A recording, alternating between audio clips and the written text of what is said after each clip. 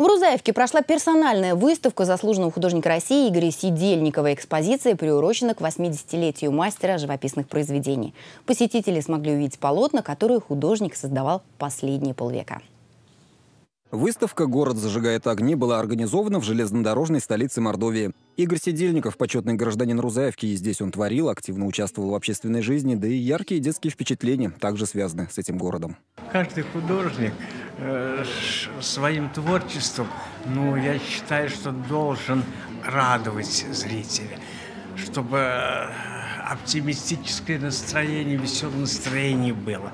Если, значит, я пишу историческую картину, это значит, я довожу до сведения своего зрителя о событиях, которые были, положим, в нашей Рузаевке, как 5-й год, Рузаевка, 5-й год. С 1971 года Игорь Сидельников активно организует многочисленные групповые и персональные выставки в Рузаевке.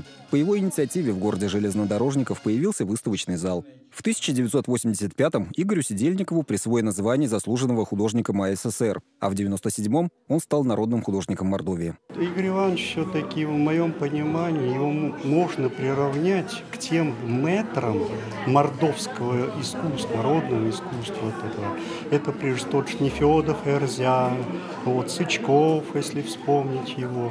И его. Я ставлю их прежде всего на один уровень по своему профессиональному мастерству.